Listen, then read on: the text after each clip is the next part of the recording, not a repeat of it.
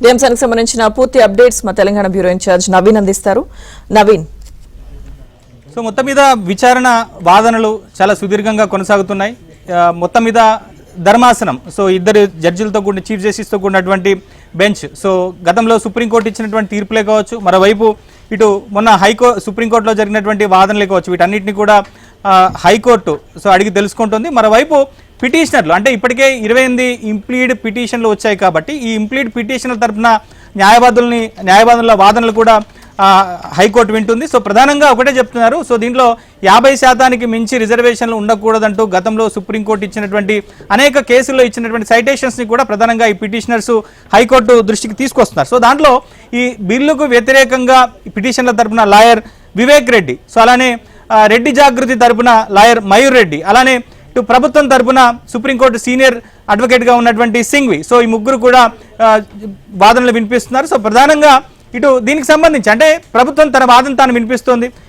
ఏ రకంగా ఒక శాస్త్రీయ పద్ధతిలో ఏ విధంగా ఈ కులగణన జరిపింది, ఏ విధంగా ఈ బిల్లును తీసుకొచ్చింది, ఏ విధంగా రిజర్వేషన్ చేసింది, ఇది ఎక్కడ కూడా కాన్స్టిట్యూషనల్కి ఎక్కడ కూడా విరుద్ధం కాదనేటువంటి అంశాన్ని సింఘ్వి హైకోర్టు దృష్టికి తీసుకొస్తున్నారు. మరోవైపు రిజర్వేషన్లు కనుక 50% మించి, అంటే ఇప్పుడు తెలంగాణలో ఈ రిజర్వేషన్లన్నీ అంటే ఇప్పుడు కనుక చూస్తే ఈ 48% బీసీల రిజర్వేషన్లు ఇస్తే, సో దాంట్లో 42% బీసీలకు రిజర్వేషన్లు ఇస్తే, సో దాంట్లో ఇప్పటికే ఎస్సీలకు 15% రిజర్వేషన్లు ఉన్నాయి, అలానే ఎస్సీలకు 10% రిజర్వేషన్లు ఉన్నాయి. సో మొత్తం మీద రిజర్వేషన్ల సంఖ్య దాదాపుగా 67%కి చేరుకుంటుంది. అంటే 50% సీలింగ్కు మించి అదనంగా రిజర్వేషన్లు ఉంటాయి కాబట్టి ఇది ఎక్కడ కూడా అంటే రాజ్యాంగపరంగా ఈ రిజర్వేషన్లు చెల్లవు, సో అన్ని వర్గాలకు న్యాయం జరగదు అనేటువంటి అంశాన్ని ఈ బిల్లుకు వ్యతిరేకంగా దాఖలైనటువంటి పిటిషనర్లు హైకోర్టు దృష్టికి తీసుకొస్తున్నారు.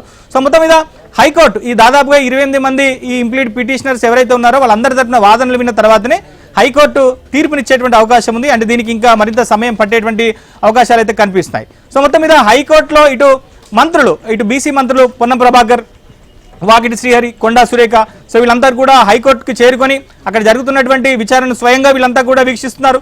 సో మరోవైపు ముఖ్యమంత్రి తన నివాసంలో హైకోర్టులో జరుగుతున్నటువంటి విచారణ ఆయన స్వయంగా చూస్తున్నారు. సో మరోవైపు కొంతమంది న్యాయ నిపుణులతో కూడా మాట్లాడుతున్నారు. సో అలానే ఇంప్లీడ్ పిటిషన్లో ఎవరైతే ఉన్నారో సో వాళ్ళందరినీ కూడా అందుబాటులో ఉండాలని, తీర్పు తర్వాత వాళ్ళందరినీ కూడా క్యాంప్ ఆఫీస్ అంటే ముఖ్యమంత్రి నివాసానికి రావాల్సిందిగా కూడా వాళ్ళందరికీ ఇప్పటికే కబురు పంపారు. సో అంటే తీర్పు పాజిటివ్గా వస్తే సంబరాలు చేసుకోవడం, లేదా తీర్పు ప్రతికూలంగా వస్తే రిజర్వేషన్లను మళ్ళీ ఎట్లా అంటే పాత పద్ధతిలో రిజర్వేషన్లు కొనసాగిస్తూ కొత్త షెడ్యూల్ని విడుదల చేయడం, అంటే ఆ రిజర్వేషన్లు మళ్ళీ కంటిన్యూ చేసేందుకు వీలుగా త్వరగా ఎన్నికలు జరిపేందుకు వీలుగా ఒక ప్రణాళికను సిద్ధం చేసుకోవడం, వీటన్నిటి మీద కూడా ప్రభుత్వం దృష్టి సారిస్తోంది. సో మొత్తం మీద ఎన్నికల సంఘం సో ఏర్పాట్లు మాత్రం ఆల్రెడీ చేసింది, ఇప్పటికే షెడ్యూల్ విడుదల చేసింది. సో రేపటి నుంచి నోటిఫికేషన్ కూడా వస్తుంది, రేపటి నుంచి నామినేషన్లు మొదలవుతాయి.